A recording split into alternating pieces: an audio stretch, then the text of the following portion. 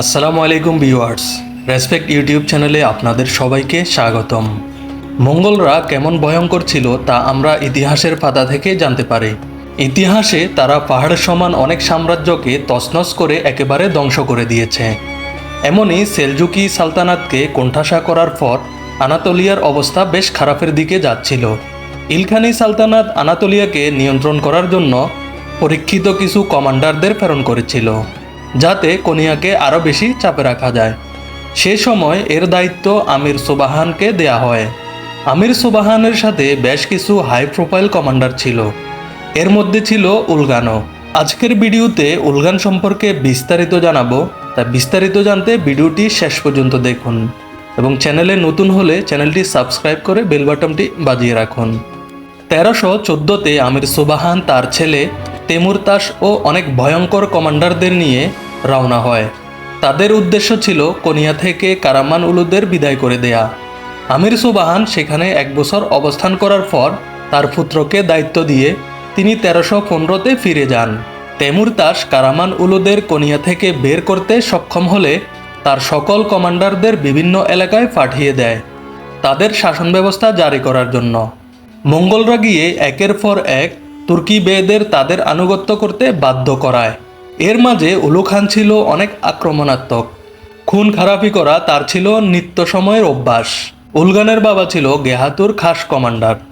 ইলখানি সাম্রাজ্যের সাথে ও ধনী ব্যক্তিদের সাথে ভালো সম্পর্ক ছিল উলগানের। এই কারণে তার প্রভাব ছিল অন্য মঙ্গল কমান্ডার থেকে আলাদা। জার্মিয়ান উলু, জান্দার উলু, কারাসি উলু যেমন বড় বড় তুর্কি নেতাদের তেমুরতাসের আনুগত্যে নিয়ে আসতে তেমন সময় লাগেনি।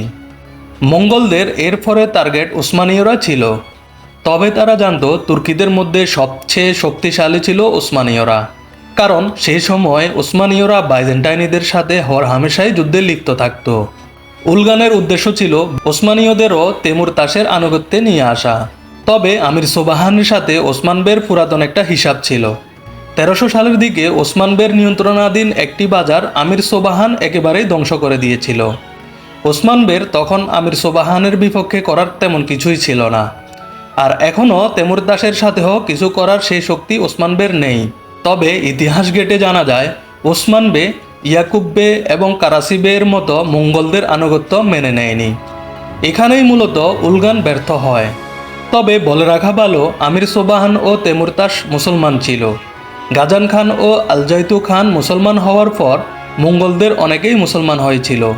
তবে উলগানের মতো অনেকেই ছিল তারা তাদের টেংরিকেই মান্য করত। ওসমান বের দিকে ধেয়ে আসা বিপদ কৌশলের সাথে ওসমান বে তার রাস্তা থেকে সরিয়ে দিতে লাগলো। এভাবেই ওসমান বে অনেক মঙ্গল কমান্ডারদের হত্যা করে। মঙ্গলরা যখন এভাবেই ওসমান বের সাথে পেরে উঠছিল না, তখন তারা বাইজেন্টাইনিদের সাথেও হাত মেলায়, কিন্তু তাতেও কোনো কাজ হলো না। ওসমান বে একদিকে বাইজেন্টাইন দুর্গ বিজয় করতে লাগলো, অন্যদিকে মঙ্গলদের হত্যা করলো। এভাবেই তিনি একসময় উলগানকেও হত্যা করলো। ভিউয়ার্স, আজকের ভিডিও এ পর্যন্তই। ভিডিও সম্পর্কে আপনাদের মতামত কমেন্ট বক্সে কমেন্টস করুন। পরবর্তীতে কোন ধরনের ভিডিও দেখতে চান সেটিও জানাতে ভুলবেন না। তো দেখা হবে পরবর্তী আরেকটি ভিডিওতে। সেই পর্যন্ত ভালো থাকবেন, সুস্থ থাকবেন। আল্লাহ হাফেজ।